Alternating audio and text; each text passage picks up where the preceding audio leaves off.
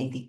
जब हमने सत्संग शुरू किया तो हम लंगर के बारे में पूछते थे, जो लोग गुरु जी का लंगर बनाते थे, कभी सिंगला अंकल से, कभी पंजाब में एक टीटू आंटी उनसे, ये क्या होना चाहिए, कैसे करना चाहिए। बाकी मैं ऐसे क्वेश्चन किसी से नहीं पूछती थी। तो मैंने एक बहुत ही पुरानी संगत को फोन किया।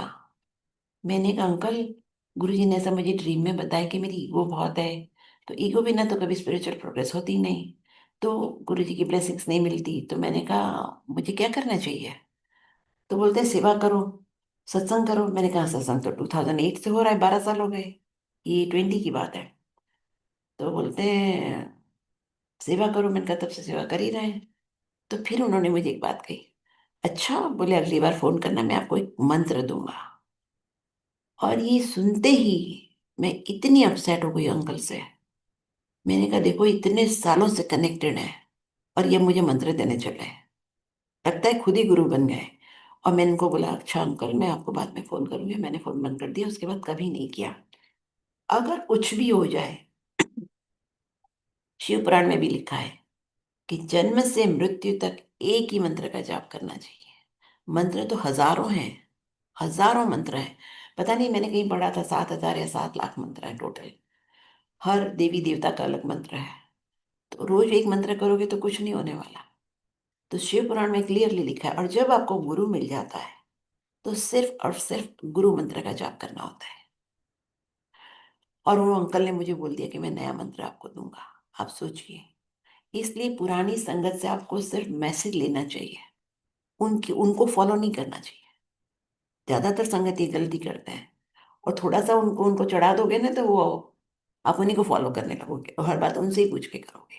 अगर आप हर बात उनसे पूछ के करोगे तो गुरु जी आपसे कभी बात नहीं करेंगे।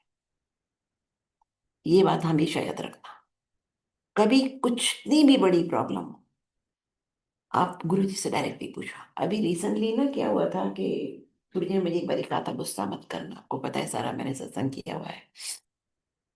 क्योंकि जब तक पेशेंस, गुस्सा नहीं करना, ये सब जो basic human good human being की क्वालिटीज हैं, जब तक वो कंट्रोल नहीं करोगे ना, नेगेटिविटी आप अपनी, तब तक थोड़ा प्रोग्रेस बहुत स्लो होती है। आपको गुरु जी का कनेक्शन और गुरु जी का ब्लेसिंग्स थोड़ी कम नजर आएंगी। बट ये सब अगर खुद प्रैक्टिस करोगे तो गुरु जी आपको की प्रेजेंस बहुत ज्यादा फील होगी।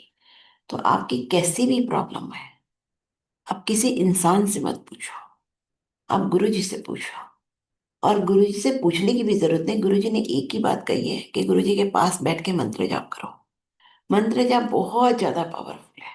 जितने भी साधु संत हैं ना, सब अपने गुरु के मंत्र के जाप करते हैं, वो कोई भक्ति नहीं करते। आपने देखा साधु संत बहुत कम भक्ति करते हैं। भक्ति क्या मतलब, वही हो उनकी भक्ति है। तो आपको किसी से पूछने की जरूरत नहीं है। अगर पूछोगे ना ये सब तो लोग घुमाते रहेंगे, आप घूमते रहेंगे। आज एक कोई कुछ बोल रहा है, परसों कोई कुछ बोल रहा है।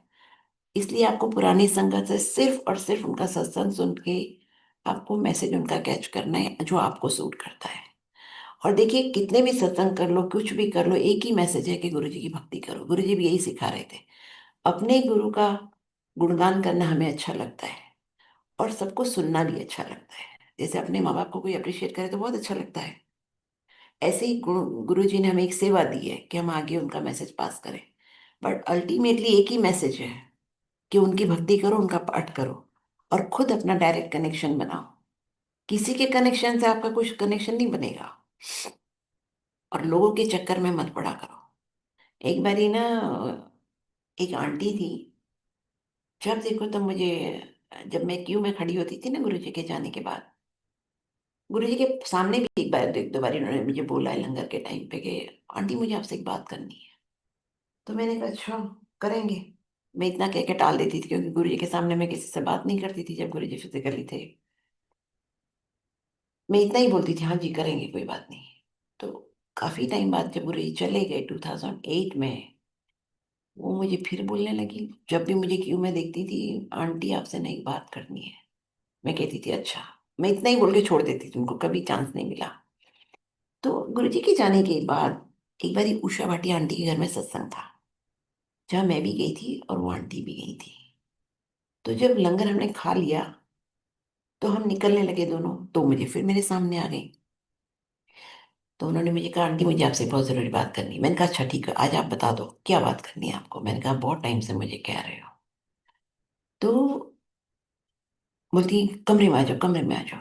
और ये भी देखिए किसी के कमरे में नहीं जाना चाहिए।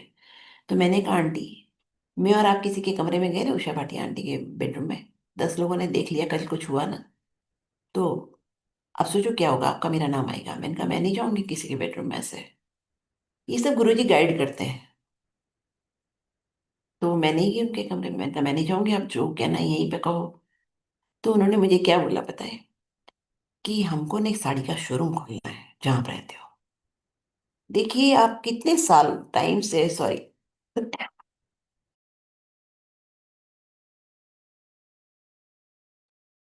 वो जब मंदिर में एंटर होती होंगी तो उनका ध्यान इसी में है कि उनको एक साड़ी का शोरूम को यहाँ पे खोलना है।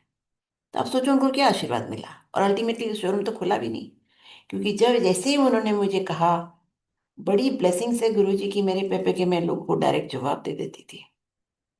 जैसे ही उन्होंने मुझे कहा कि आंटी वो शोरूम खुला है, मैंने कहा मैं ऐसी बातें सत्संग में नहीं करती आंटी, आपको अगर कुछ पूछना है तो मेरे हस्बैंड से पूछ लेना। और चैप्टर वहां पे क्लोज हो गया। ऐसे ही मुझसे एक बारी किसी ने बोला कि हमको ना वहां जहाँ आप रहते हो ना एग्जीबिशन लगानी है। तो मैंने कहा अच्छा, क्योंकि मैं जहाँ सत्संग शुरू हुआ मैं कहती हूँ मैं इसको बिजनेस सेंटर नहीं बनाना चाहती, आपका फोकस गुरुजी पे ही रहना चाहिए। तो उन्होंने मुझे कहा कि हम एग्जीबिशन लगाना चाहते हैं वहां पे। तो मैंने कहा कहाँ लगाओगे। बोले आपके घर में इतना बड़ा घर गुरुजी ने दिलाया है। तो मैंने कहा किस चीज़ की एग्जीबिशन लगाएंगे आप। तो इसे पेंटिंग, मैंने कहा कितनी